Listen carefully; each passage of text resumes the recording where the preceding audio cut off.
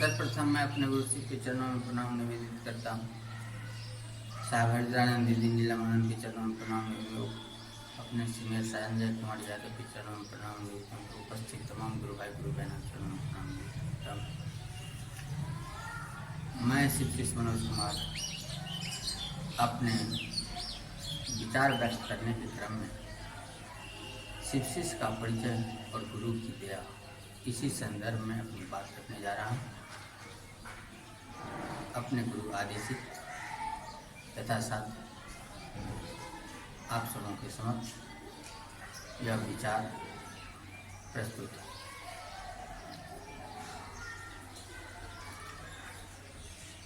गुरु और शिष्य की परंपरा जीवों के उत्पत्ति काल से ही चला रहा है, लेकिन एक शिष्य को गुरु की खोज में जब उसे गुरु की सानिध्य और सायुज्य का एहसास होने लगता है, यह उस गुरु की दया है कि शिष्य इन बातों को समझना शुरू कर देता है कि मुझे गुरु मिल चुका है। यह एहसास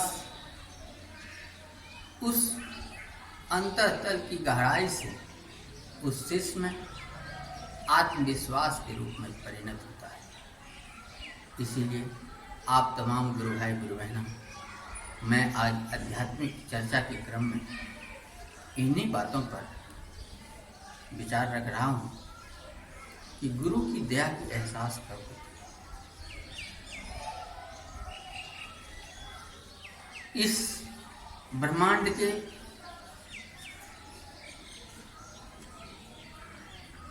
सुंदर सा ग्रह पृथ्वी पर रहने वाले सभी जीवधारियों में सर्वोत्तम ज्ञान की क्षमता रखने वाले मानव जब अपने बारे में स्वचिंतन से यह एहसास करने लगता है कि मैं अन्य प्राणियों में सर्वश्रेष्ठ हूँ, मेरे जीवन का लक्ष्य क्या होना चाहिए, मैं इस संसार में किसके द्वारा भेजा गया हूँ, किस कार्य के लिए भेजा गया हूँ, क्या यह परंपरा रहता है हर किसी का, जीव जीव को उत्पन्न करता है, तो आखिर जो उत्पन्न होता है उसका मृत्यु के ऊपर विनाश हो जाने के बाद उस जीव का क्या होता है। इस तरह की चिंतन जब व्यक्ति में शुरू होता है तो वह उस स्थूल से सूक्ष्म की ओर सोचना शुरू करता है और उसे अत्यधिक ज्ञान पाने के लिए विविध प्रकार के गुरुओं की आवश्यकता है। लेकिन हम मानव को अपने आत्मा की रहस्य को जानने के लिए आध्यात्मिक ज्ञान की जरूरत होती है। इस आध्यात्मिक ज्ञान को सिखाने वाला बुद्धिमान मानव के काल से अब तक संसार के विविध वातावरण में विविध भाषाओं के विविध आचरण को करने वाले अपने अपने हिसाब से गुरु और शिष्य की परंपरा को निर्वहन करते आए हैं। लेकिन वे सभी तमाम देहधारी शिव के शिष्य हैं, जिसमें यह चिंतन करने की क्षमता, उस ऊर्जा को सर्वश्रेष्ठ मानने की बोध, आत्मबोध विकसित हो चुका हो और उस ब्रह्मांडीय ऊर्जा जो उसके भीतर भी आत्मशिव के रूप में उपस्थित है, उसको समझने की क्षमता परख हो जाती है, तो वह शिष्य के तौर पर उसी के निर्देशन में, ब्रह्मांडीय ऊर्जा के निर्देशन में जगत का कार्य करता है और जगत में उस ऊर्जा के द्वारा जिस तरह चाहे उसका शिष्य हो या अन्य प्राणी, सभी पर एक सामान्य भाव से, निस्वार्थ भाव से, समानता के साथ कल्याण किया जाता है, ऊर्जा छोड़ा जाता है, ऊर्जा का लाभ मिलता है। उसी तरह वह सभी देहधारियों को पोषण करता है, संरक्षण करता है, उसकी चेतना के अनुरूप मार्गदर्शन करता है। लेकिन हम मानव इस मार्गदर्शन पाने के क्रम में अपने आचरण में इतनी परिमार्जित करते हैं कि लोग हमें जो समझते हैं कि इनके आचरण इतनी परिमार्जित हैं, इनसे क्लेश मात्र भी दूषित कर्म की अपेक्षा नहीं की जा सकती है। यह हमेशा प्रकृति को महान मानकर, प्रकृति के साथ सायुज्य बनाकर अपने आप को स्थापित करते हुए सभी अच्छे आचरण को दर्शा रहा है। मन वचन कर्म से एक आत्मनियंत्रित शिव के द्वारा कंट्रोल हो रहा है। यह सचमुच शिष्य है। उनके आचरण को अन्य व्यक्ति अपने जीवन में भी आदर्श के रूप में उतारने का प्रयास करते हैं। खुद वह अपने भीतर बैठे हुए आत्म शिव से अभिप्रेरित होकर अन्य व्यक्तियों के समक्ष, अन्य व्यक्तियों के समानांतर शिव के रूप में इस जगत का कार्य करते हैं। इस तरह गुरु की कार्य जब करने का उसे भाव व्यक्त होता है, मैं शिव गुरु का कार्य करने जा रहा हूँ, तो वह एक ही जगह नहीं, उसके समक्ष जो भी प्राणी है वह शिव का अंश है।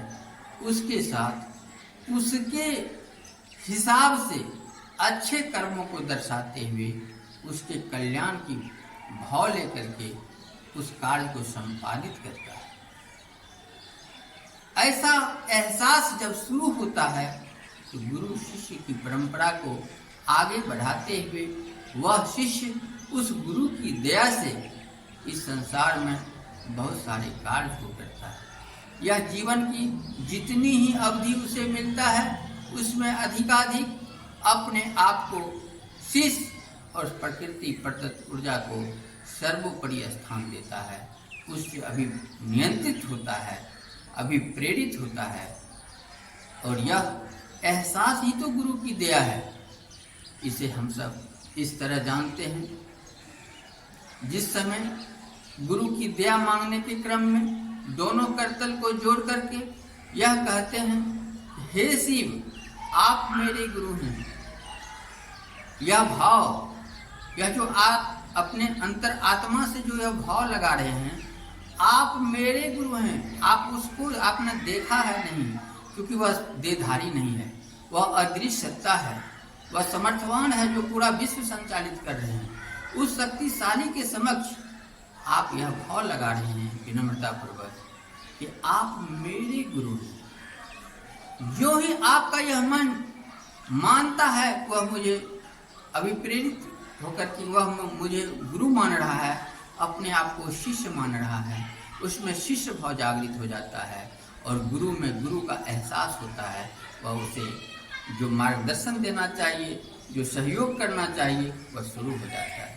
इस क्रम में उस व्यक्ति की अभिलाषा तत्क्षण जो मन में भाव होता है, हे शिव आप मेरे गुरु हैं, मुझ शिष्य पे दया कर दीजिए। अगर उस समय उसे आर्थिक कठिनाई के एहसास हो तो अर्थाभाव को भी तत्क्षण दया करके भरपाई की जा सकती है। किसी प्रकार की मानसिक क्लेश हो तो वह भी हो सकता है, या जिस रूप में आपने यह भाव लगाया है कि उस शक्तिशाली ब्रह्मांडीय ऊर्जा से, यानी आत्म शिव से, जिसे लोग भगवान, अल्लाह, बिस्मिल्लाह सब कह रहे हैं, रहमान रहीम कहते हैं, अपने अपने धर्म के लोग अपनी अपनी भाषा में उस अदृश्य सत्ता को मानते आ रहे हैं। उस ऊर्जा से जैसे आप यह बात कहते हैं कि आप मेरे गुरु हैं, आप में वे सारे गुण स्वतः पर स्फुटित होने की स्थिति आ जाती है। यह आप पे निर्भर करता है, आप उस गुरु की दया से जो ज्ञान पा रहे हैं उसको संभालें या यूं ही नश्वर स्थिति में जाने दें। जो ही यह भाव होता है कि हम गुरु से दया की याचना करते हैं, आप विनम्र हो जाते हैं और आपका भाव गुरु तक पहुंच जाता है और गुरु की दया हो जाती है। यह एहसास ही शिव शिष्य का परिचय है। शिव शिष्य का परिचय है। मतलब आपको अगर किसी ने पूछा या किसी ने कहा आप अभी वर्तमान में क्या कर रहे हैं, क्या करूँगा, मैं अपने गुरु आदेशित, अभिप्रेरित मैं खुद शिव शिष्टता के क्रम में जुड़ चुका हूँ, अन्य व्यक्ति को भी उसी दिशा में जोड़ने के लिए प्रयत्नशील हूँ। इसी क्रम में अनुरोध कर रहा हूँ कि मेरे गुरु शिव हैं, आपके भी गुरु शिव हो सकते हैं। आप बस अपने लिए 3 ही कार्य को करना है। अपने लिए जब जरूरत हो, जितनी बार जरूरत हो, विशुद्ध चित्त से, मन से आप वह विनम्रता पूर्वक भाव उस शिव तक प्रणाम निवेदित के तौर पर या दया मांगने के तौर पर आप कह सकते हैं, अपने आप को दया मांग सकते हैं अपने लिए, ताकि आपका समय की बचत हो जाए, पैसे की बचत हो जाए और परिश्रम की बचत हो जाए। कुछ न कुछ जितना लगना चाहिए उससे कम में उस गुरु की दया से आपके कार्य सफल होंगे। दूसरा है अपना परिचय देना। अगर आप परिचय जिस रूप में देंगे, आपका आचरण उसी तरह विकसित हो जाएगा। क्योंकि आपको पता है कि मैंने दुनिया के सामने यह परिचय दिया है शिव शिष्य, तो आप में वे सारे शिव शिष्टता के जो गुण होने चाहिए या ख्याल रहेगा, उस गुरु की मान सम्मान आपके जहन में बैठा रहेगा, मनो मस्तिष्क में बैठा रहेगा। आपके द्वारा ऐसा कोई भी दूषित कार्य संपन्न शायद ही हो जो कि कलंक लगा रहा हो, ऐसे कार्यों से बचते हुए आप कार्य निर्वहन करेंगे। इस रूप में आप दूसरे के सामने परिचय देंगे, मैं शिव शिष्य हूँ, शिव शिष्टता का कार्य कर रहा हूँ, लोगों को शिव शिष्य से जोड़ने का प्रयास कर रहा हूँ। लेकिन यह जुड़ना उस गुरु की दया पर निर्भर करता है। मेरे कहने और निवेदन अनुरोध करने से बहुत लोग शिव को गुरु मान ले, यह संभव नहीं है। जब तक उस जीवात्मा में स्वतः वह शिव की दया नहीं होगी, वह शिव को गुरु नहीं मान सकता। लेकिन मेरा यह प्रयास है, यह विचार जन जन तक पहुँचे। यह जन जन तक कैसे पहुँचेगा, इन्हीं बातों के लिए मैं प्रयत्नशील हूँ। इसी कार्य को लोग शिव चर्चा कहते हैं, चाहे वह भजन के रूप में हो, कथा के रूप में हो, निवेदन के रूप में हो, या आम बोलचाल की भाषा में अपनी बात पटुता से समझा दे और वह व्यक्ति अपने नामों का घोषणा शिव के अंतरिक्ष साम्राज्य में करा ले। इसी प्रकार वह चर्चा करता है। प्रणाम निवेदित करना अपने अपने धर्म और भाषा के हिसाब से सब करता है। हर जीव एक दूसरे को प्रणाम करता है। मैं जानकारी के तौर पर आपको बताऊं, एक यूरोप की जनजाति के तौर पर ध्रुवीय क्षेत्र का जनजाति है, वह जब एक दूसरे को प्रणाम निवेदित करने की स्थिति में आता है तो नाक से नाक रगड़ता है, वही उसका प्रणाम है। लेकिन हम सब अपने हिंदी भाषी क्षेत्र के लोग नमस्कार, प्रणाम, नमस्ते, विविध बातों से एक दूसरे को संबोधन करके प्रणाम निवेदित करते हैं। इसी तरह संसार के विविध प्रदेश में, चाहे वह उष्ण प्रदेश के लोग हों, ध्रुवीय प्रदेश के लोग हों, शीतोष्ण प्रदेश के लोग हों, शीत प्रदेश के लोग हों, चाहे वह मानसूनी प्रदेश के लोग हों, जिस क्षेत्र में जिस तरह की जलवायु है, वहाँ की वह व्यवस्था है, संस्कृति है, उस तरह के आचार विचार, खान पान है, वहाँ के पेड़ पौधे, जीव जंतु, उसी के साथ समायोजन करना है। उसी के साथ उसकी धर्म भी विकसित है और आचरण भी विकसित है। लेकिन इसी संस्कृति के संघर्ष में जो विविध धर्मावलंबी एक दूसरे को मरने और मिटाने की आड़ में कट्टरता पाले हुए है। जब कट्टरता का समापन होता है, शिव शिष्टता का अभ्युदय होता है। और जहाँ कट्टरता समाप्त हो जाती है, वहाँ से शिव तत्व उस जीव में उतरना शुरू हो जाता है। और आज जो विश्व में बहुत जगह नरसंहार की स्थिति पैदा हो रहा है, इसका भी उसी शिव का ही दया माना जाए कि उसमें उस कट्टरता का समापन अब होने वाला है, वह संहार के रूप में हो रहा है। इसके लिए चिंता करने की कोई बात नहीं है, क्योंकि हम शिव शिष्य जानते हैं कि संसार में जो कुछ हो रहा है उस शिव की दया से हो रहा है। अधिकाधिक लोगों के कल्याण के लिए ही ऐसा होना लाजमी है और हो रहा है। इसीलिए ज़्यादा मैं अपनी बात नहीं रख रहा हूँ। इस संसार में यह शिव शिष्टता विश्व के में एक व्यक्ति को व्यक्ति ही नहीं, मानव से महामानव की ओर अग्रसर करने में बहुत सहायक है। इसीलिए आप तमाम गुरु भाई गुरु बहना के अलावा अन्य व्यक्ति से अनुरोध है, आप भी अपने आत्मशिव को गुरु मान लें, अपने जीवन में मात्र 3 सूत्र का पालन करें। संभव है आपके भी गुरु शिव हो सकते हैं। इन्हीं चंद शब्दों के साथ मैं अपनी विचार को अंतरिक्ष साम्राज्य में संप्रेषित कर रहा हूँ। जय माता दी।